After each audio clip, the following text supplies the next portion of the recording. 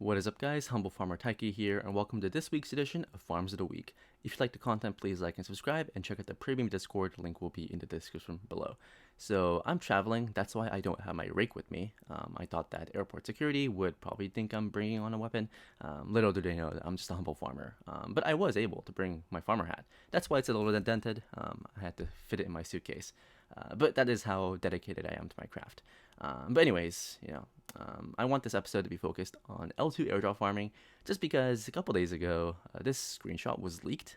It wasn't really a leak, and it doesn't look real, just because there's some typos here and whatnot.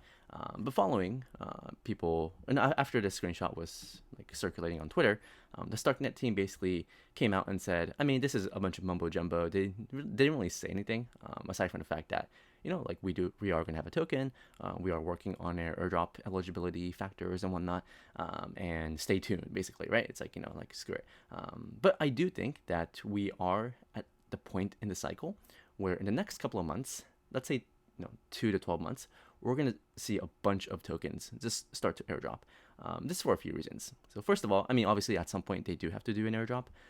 And we've also seen this trend of various projects like Pith Network and Celestia do their airdrops. And both of these airdrops have done pretty well. If you look at the price of Celestia, I mean, I think it launched at $2-3, and now it's up only, right? Same goes for Pith. I mean, it kind of went up only, and then now it's kind of consolidating.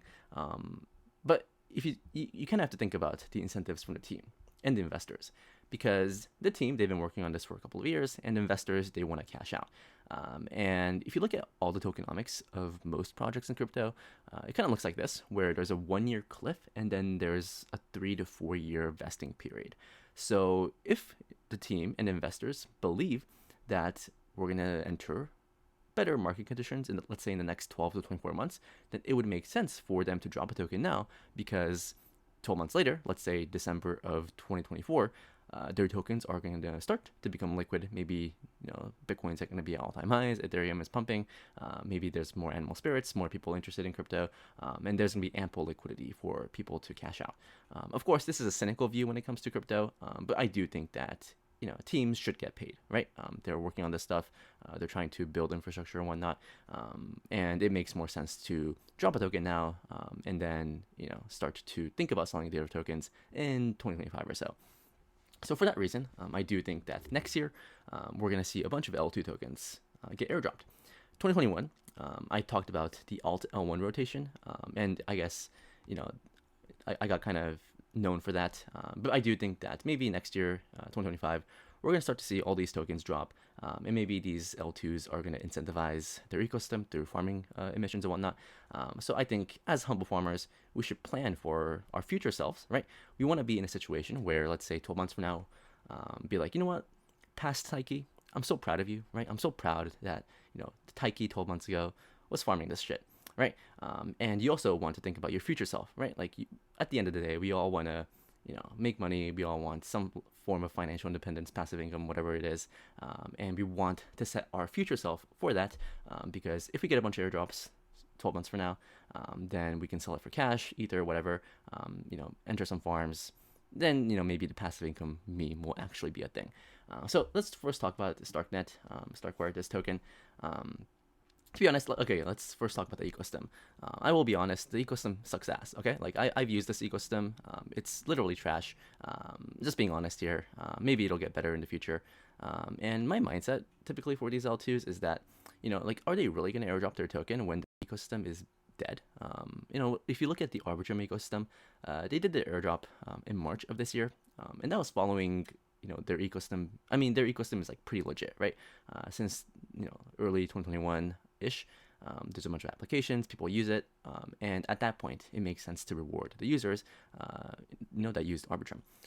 So does Starknet really want to do an airdrop right now? Because I mean, if you look at these apps, I mean, I LP'd for Jedi Swap. I bridged $50 over. I sold half my ETH for USDC, and it took 10 minutes for my transactions to go through. I mean, it was an awful experience. But hey, maybe I'm eligible for the airdrop. But I do. If you want to check it out, maybe Jedi Swap is good. Ikubo, the number 4, this could be interesting. They are VC backed and whatnot.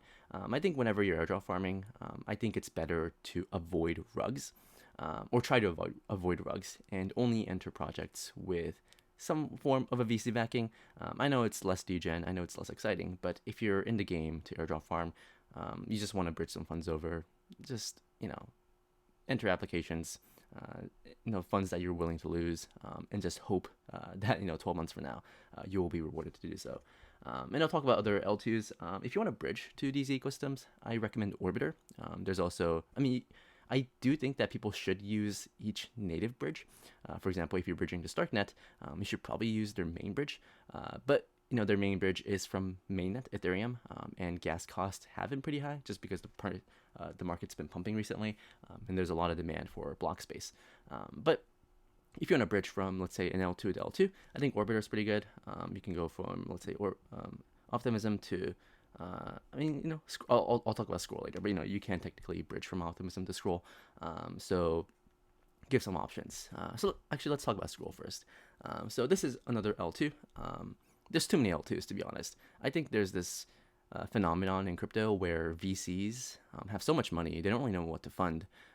And instead of funding applications, they just back infrastructure like layer 1 L2s, and they just launch at absurd valuations. There's too much block space, not enough applications, but that's a topic for a whole nother video. So it's another L2. They don't have a token. They probably have a token. And if you want to farm this, you can go to DeFi Llama, look at these applications and whatnot. But I think farming Ambient, right, like number 4, I think this is interesting. Ambient, their DEX is going to be built into Berachain. And they recently raised $6.5 million. This was announced July of 2023. And it's got some decent names. I think it was around an $60 to $80 million valuation that they raised at. And you can do a double whammy. You can bridge to Scroll, maybe hit some check boxes, and then you can LP for Ambient, and then maybe be eligible for an airdrop. I haven't done this yet. I actually LP'd on Ambient on mainnet. I don't do it anymore. Because for various reasons, but bridging to Scroll, farming the Ambient airdrop and the Scroll airdrop might make sense. We also wrote a thread on this on Ambient, so I'll also provide this in the description below in case you want to actually learn about the tech and what makes this different from other dexes, because there are also so many dexes. zkSync is also another good candidate for airdrop farming. It's an L2. It's actually got a pretty respectable amount of TVL at 160. Not great, but respectable. Their top TVL dex is SyncSwap, which I think is okay. They're on multiple ecosystems. They've been around for a long time. They don't have a token either, so it might be good to double whammy airdrop farm. But I do want to bring your attention to Maverick Protocol, just because I do think the tech is semi-interesting. They did their token launch on Binance, like the launchpad. So I'm not sure how much upside there is in the token.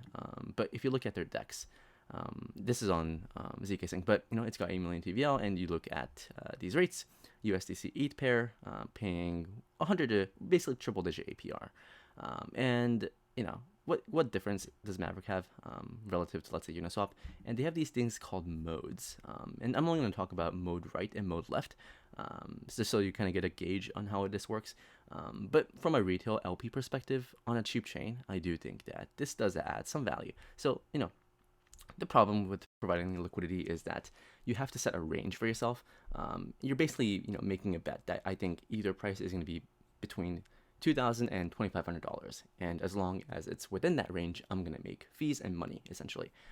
But how the hell am I supposed to know? Okay, I don't know where price is going to go, and if there's a way to automate where liquidity moves, maybe that's useful. So mode right, if you deposit liquidity into a pool, the liquidity will only follow the market price to the right. So if market goes up, then it'll follow the liquidity. So if you're bullish, then maybe it makes sense to enter mode right. And as price moves, you're just providing liquidity for higher and higher ranges. Therefore, you're more concentrated. You're making more fees, higher APR. Similarly, you can do mode left, where if you deposit liquidity into the pool and price goes down, it'll follow that liquidity.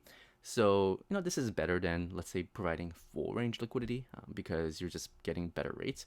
Of course, there is impermanent loss and whatnot, but whenever I talk about airdrop farming, I really don't think you should be depositing that much capital into these applications. And what I would suggest is maybe open like 5 to 10 wallets.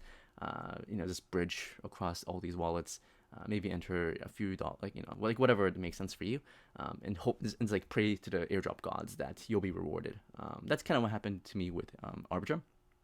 I had 6 wallets. I just like used a bunch of Arbitrum applications over a long period of time, and I got a bunch of tokens, like $30,000 worth, in 6 accounts. And I just like market dump that shit immediately. Okay, I'm like, okay, bam, I'm out of here. Okay, I mean, not I didn't do it immediately, but I waited a few weeks. But generally, with these airdrops, I just want to stack more ETH. I kind of view these airdrops as a way to accumulate more Ether, let's say. So Maverick's pretty cool. There's also like mode both, which moves liquidity both ways. And there's a mode static, which is basically a full range liquidity. But I think it's pretty interesting. But Starkware, I think it's cool. zkSync, Scroll, there's a lot of opportunities. The last one I talk about is Linea. I haven't bridged Linea. The TVL has been growing pretty steadily. There's a bunch of these, sync swap everywhere, right? So maybe sync swap is pretty interesting as an airdrop farm, because maybe they're going to be this L2 cross-chain DEX. I'm not really bullish that type of narrative, but maybe there's something there. Mendy Finance I've never heard of. I'm at the point where maybe I'm too humble nowadays, but if I'm entering a lending protocol, it's really hard for me to deposit any capital in size aside from Aave. But like I said, I mean, if you're only depositing like chump change into these applications, then maybe it doesn't really matter. Maybe you can get some airdrops along the way. But I do think it makes sense to start thinking about airdrop farming L2s, because like in my experience, it's like as soon as, for example, like once the Arbitrum airdrop happened, everyone was asking me like, how do I airdrop farm? Okay, like that's probably the wrong way to think about airdrop farming. You want to get ahead of it. Okay, you want to be farming these things before the airdrop actually happens, because once it happens, like you can't do anything. Okay, like it happened. And I think crypto's kind of cool in a sense where during the bear market, during a boring market, there's not much to do. But the system, the entire economy, right, the crypto economy, has a way of rewarding people that stick around. And I think that's kind of cool. It also creates wealth within the ecosystem. And I know people, get angry about VCs and, teams dumping and whatnot. But, teams and investors, they fund these projects. We get tokens. We dump it. Can we really complain, right? We get free money. This is how the world works, okay? So anyways, last thing I'll talk about, I've been talking about Canto a lot, but I do think that farming Canto is pretty interesting. It's one of the projects that I'm currently pretty bullish on, and you don't even have to buy the token, right? Like you can LP for C Note USDC, paying 24% Note USDC, and Note is an over collateralized stablecoin, so it's actually over collateralized, so there isn't that much DPEG risk, and if you like, I guess, the native asset, you can enter these pool 2s, like Canto Atom, Canto ETH, Canto Note. I'm famous for having this Netflix documentary of the Canto Canto videos that nobody watches. But I kind of have a good time doing it because I think it's kind of fun. So lastly, I'll talk about Arbitrum's short-term incentives program, where the Arbitrum DAO is giving away Arb tokens to various DeFi applications, and there are some juicy farming opportunities. We've talked about them in other episodes of Farmers of the Week, so I'm not going to spend too much time on it. Check out the playlist, but Pendle, they're incentivizing liquidity. Camelot is incentivizing liquidity. Stella Finance, Perennial, GMX, Mux Protocol, Silo Finance, Trader Joe.